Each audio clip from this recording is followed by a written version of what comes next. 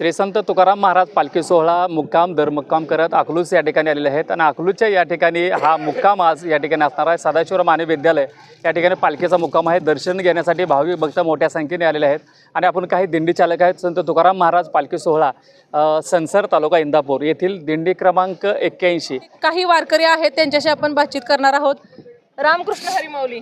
रामकृष्ण काय सांगाल, कसं चाललंय प्रवास तुमचा वारीचा? प्रवास अगदी अतिशय आनंददायी सुखमय आहे। कधी निघालाय घरातून? आम्ही 11 तारखेला मी निघालो पुण्यातून। किती वारी आहे तुमची? माझी 18वी वारी। चालताना वगैरे काही त्रास? मला आतापर्यंत काही त्रास झाल्यासारखं वाटलं नाही, उलटा आनंदच मिळत गेला। काही वारीमध्ये अनुभव तुम्हाला? अनुभव म्हणजे असा की या वारी केल्यामुळं बरंचसं मला माझ्या भौतिक जीवनावरती परिणाम झाल्यासारखं वाटतं। बऱ्याचशा गोष्टी मला सकारात्मक तयार होतात, आनंददायी वातावरण तयार होते माझ्या अवतीभोवती। हे सर्व मला अनुभवास येत आहे दिवसेंदिवस। कुठून आलाय तुम्ही? मी मूळ गाव माझं राजस्थान आहे, मारवाड जंक्शन अव्वा, पण इथे मी पुण्याला राहतोय। पांडुरंगाच्या ओढीने वारीसाठी आला। किती वारी आहे? ही तिसरी वारी माझी। कसं वाटतंय वारीचा प्रवास? वारी काय चांगलं सांगाल वाटतंय, एखादा प्रसंग? चांगलं वाटतंय। चांगलं वाटतंय। हो हो। काय आहे विठुरायाकडे मागणं? मग काय नाही, बस हे आमचे दादा बरोबर मला पण मनात हे घडलं की बाबा देवाला वारी करावा, म्हणून मी आपलं सहज निघालो। राजस्थानवरनं तुम्हाला वारी करू वाटली नाही का तिकडच्या लोकांना घेऊन? आता ते लोक अजून संपर्कात येत नाही, पण ते येतात ते मग येत नाही। पण आपल्याला मागच्या वर्षी माझे काय पाय दुखत होतं म्हणून आलो नाही मी, पण आता यंदा तिसरी वारी आहे। मी मला मध्ये जाईल, पण देवाने याच वेळी बोलवलं परत की आपल्याला हो हो हो। राजस्थानच्या लोकांना काय सांगणं असेल तुमच्या माध्यमातून? माझ्या मनातून की बाबा चांगलं बरं वाटतंय, शरीराला चांगला वाटतोय, आनंद वाटतोय देवाच्या दारी, आणि आपलं दिवस घडतात होता। अध्यात्म आणि भक्ती याचा संगम म्हणजे वारी असं म्हटलं तर चालेल का? हो। रामकृष्ण हरी माऊली। रामकृष्ण कुठून आलाय तुम्ही? देहूवरून आलो। जगद्गुरु संत श्रेष्ठ तुकोबारायांच्या पालखी सोहळ्यामधील रथाच्या पाठ्यामागे दिंडी क्रमांक 81 आमची आहे। महाराष्ट्रातील सर्वात मोठी समता, बंधुता, एकात्मता, समता, बंधुता, एकात्मताचं दर्शन घडवणारी ही फार मोठी जगातील एकमेव अशा प्रकारची संदेश देणारी समाजाला ही पंढरीची वारी आहे। पंढरीची वारीमध्ये स्त्री पुरुष लहान मोठा आणि गरीब श्रीमंत अशा प्रकारचा भेद नाही, भेद विरहित वृद्ध तरुण सगळी एकत्र येतात आणि भेटी लागी जेव्हा लागलीशी आस, पाहे रात्रंदिवस वाट तुझी। पंढरपूरच्या पांडुरंगाला भेटण्याकरता ऊन वारा पाऊस अंगावरती झेलत रात्रंदिवस आणि वाटेल त्या परिस्थितीमध्ये आहे त्या हालाकीमध्ये मिळेल तिथ्या आसरा घेऊन निवाऱ्याला पडून भगवंताच्या भेटीकरता हा वारकरी पंढरपूरला पांडुरंगाच्या भेटीकरता चाललेला आहे। आणि एकच ओढ आहे की देवा तुझी भेट व्हावी, तुझं दर्शन व्हावं। दर्शन झाल्यानंतर 12 महिने संसारामध्ये जे दुःखाच्या काय आम्ही कमी जास्त चढाओढ आम्हाला मिळते, त्यातलं बळ मिळतं की संसारामधून पांडुरंगाचं एकदा दर्शन झालं की प्रपंचामध्ये आणि प्रपंच करण्याकरता सगळं दुःख विसरून भगवंताच्या असणारं शक्तीचं बळ घेऊन आम्ही पुन्हा एकदा प्रपंचाचा परमार्थ करण्याचा प्रयत्न करतो आणि संसाराचाच परमार्थ करून पुढच्या वर्षी पुन्हा पंढरीला येतो। आणि पंढरीला आल्यानंतर आम्हाला मोबाईलला बॅटरी जशी चार्जिंग केल्यानंतर पॉवरफुल बॅटरी होते, तशी आमची भक्तीची ओढ पॉवरफुल होते आणि पुन्हा आम्ही परमार्थाला लागत असतो। हे आमचं भक्तीच्या शक्तीचं बळ आहे। आणि म्हणून जगद्गुरु तुकाराम महाराज म्हणतात, पंढरीची वारी आहे माझे घरी, अनिक न करी तीर्थव्रत, व्रत एकादशी करीन उपवाशी, गायीन अहर्निशी मुखे नाम, असं पंढरीचं महात्म्य आहे। सर, एखाद्या महाराज बघितलं, तुकाराम महाराजांचं संपूर्ण नाव काय? तुकाराम महाराजांचं तसं आडनाव आहे मोरे, पूर्वीचं आडनाव आहे आंबिले, पण तुकोबारायांच्या आईवडिलांचं नाव बोल्लोबा पंत आणि कनकाई माता। तुकाराम महाराज बोल्लोबा आणि मोरे असं तुकोबारायांचं नाव आहे। आईचं नाव कनकाई माता आहे। आणि बोल्लोबा पंत आणि कनकाई मातेला 3 मुलं, थोरले सावजी, मधवे तुकाराम महाराज आणि धाकटे कान्होबाराय। तुकाराम महाराजांचे थोरले बंधू सावजी विरक्त होऊन निघून गेले आणि तुकाराम महाराजांवरची प्रपंचाचा बोजा पडला। धाकट्या कान्होबारायांचं लग्न लावून दिलं। थोरले सावजी आहेत, त्यांचं लग्न लावलं होतं, परंतु विरक्त झाले, तीर्थयात्रेला गेले, परत देहूला आले नाहीत। पण थोरल्या भावाची पत्नी ही आपलं धर्मशास्त्र सांगतं आई समान असते आणि म्हणून तिचाही सांभाळ केला भाऊजाईचा आई म्हणून, आणि धाकट्या भावाचाही प्रपंचाचा मार्गाला सांभाळला केला आणि स्वतःही तीन गोष्टी समाजाला दिल्या. आपल्या वडिलांची संतती, आपल्या वडिलांची संपत्ती आणि आपल्या वडिलांची संस्कृती. तुकोबाराय समाजाला तीन गोष्टी देतात. वडिलांची संतती सांभाळा. वडिलांची संतती म्हणजे वडिलांची मुलं, म्हणजे आपले भाऊ. तुकोबारायांच्या वडिलांची संतती तिघं, सावजी स्वतः तुकोबाराय आणि तर कान्होबाराय.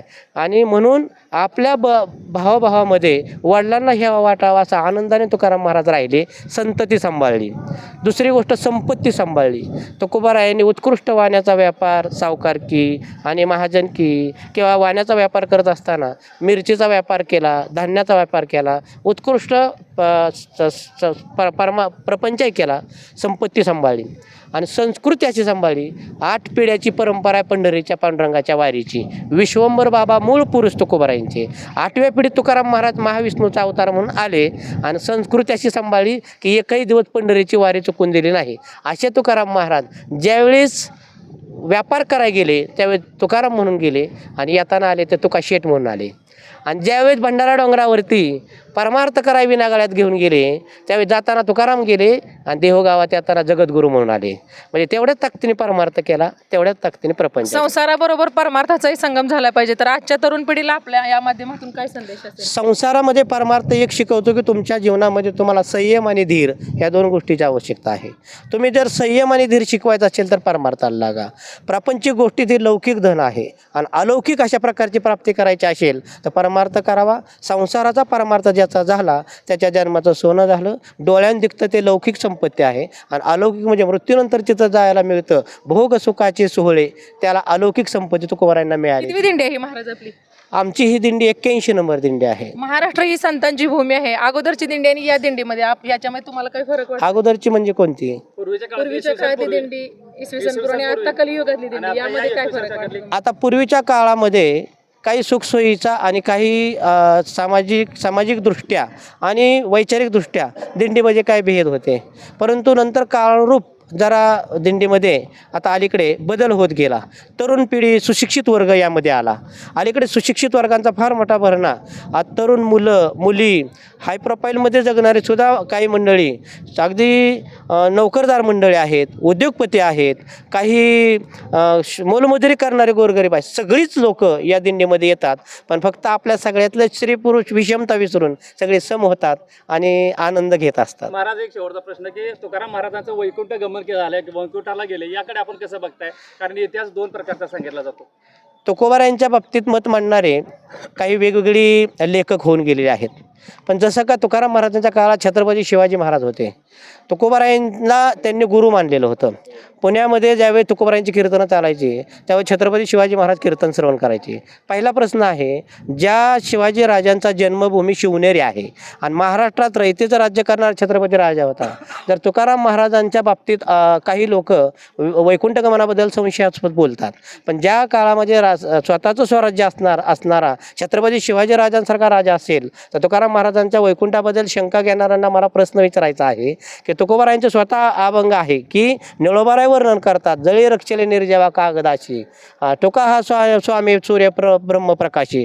तुकाराम महाराज स्वतः सांगतात आम्ही वैकुंठवाशी आलो याचं कारणाची. जाताना सांगतात आम्ही जातो तुम्ही कृपा असू द्यावी. 2-3 प्रश्न आहेत. पण अलीकडे लोक काय करतात, काही समाजकंटक म्हणेल किंवा लेखक म्हणतात, ते लेखक स्वतःच्या बुद्धीनं सारासार शास्त्रात आणि संत वाङ्मयाचा अभ्यास न करता तुकोबारायांच्या वैकुंठ गमनाबद्दल संशय व्यक्त करतात. परंतु त्यांना माझा एक या माध्यमातून एक संदेश द्यायचा आहे किंवा प्रश्न विचारायचे किंवा सूचना मांडायची त्यांना की तुम्ही तुकोबारायांच्या गाथ्याचा सर्वसंगपरित्याग अभ्यास करा, ज्ञानोबारायांच्या ज्ञानेश्वरीचा अभ्यास करा. आजही कलियुगामध्ये तुकाराम महाराज तुमच्याशी बोलतात तुकोबारायांच्या गाथ्या रूपानं. आजही ज्ञानेश्वरीच्या रूपाने ज्ञानोबाराय तुमच्याशी बोलतात. ज्ञानेश्वर महाराज गेलेच कुठं? आजही आहेत. फक्त तुमच्या घरामध्ये ती ज्ञानेश्वरी पाहिजे. तुकोबाराय गेलेत कुठं? आजही आहेत, गाथ्याच्या रूपाने आहेत. फक्त काय आहे की तुम्ही त्याला समर्पित झालं पाहिजे, तुम्ही त्याला शरणागत झालं पाहिजे. आपण आयुष्यात ज्या ज्या गोष्टीला समर्पित व्हाल ना, तुम्ही ज्ञानाला समर्पित व्हा. ज्ञान लांब नाही, ज्ञान होय अज्ञानाची आईचावर यावर टीकेची असं आहे. म्हणून अशा प्रकारे तुकोबारायांच्या वैकुंठाबद्दल वारकऱ्यांच्या मनात कोणतीही शंका नाही. तुकोबाराय वैकुंठावर आले आणि वैकुंठालाच गेले अशी असंख्य मी उदाहरणाचे तुम्हाला या ठिकाणी प्रश्नांची उत्तरं देण्याची तयारी आहे. काय मावशी रामकृष्ण हरी. रामकृष्ण हरी. कुठून आलाय तुम्ही? लाखेवाडीवरून किती वारी आहे तुमची? आमची 14वी वारी आहे. कसं चाललंय प्रवास? काय मस्त त्रास? चाललाय, मस्त चाललाय, काय नाही त्रास. दिवसभरात किती किलोमीटर चालता तुम्ही? दिवसभरात कधी 25 किलोमीटर, कधी 30 किलोमीटर. काय अपेक्षा पांडुरंगाकडे, काय मागणं? काय नाही, सुख एवढंच चालायची वाट. सुखामध्ये देव आठवत सुख असतो, सुख दुःखामध्ये देव आठवत असतो. दुःखात बी, सुखात पण देव आहे, दुःखात पण देवच बघायचा असतो. काय कधी अनुभव, काय प्रसंग या वारी? मस्त चाललं, काही नाही.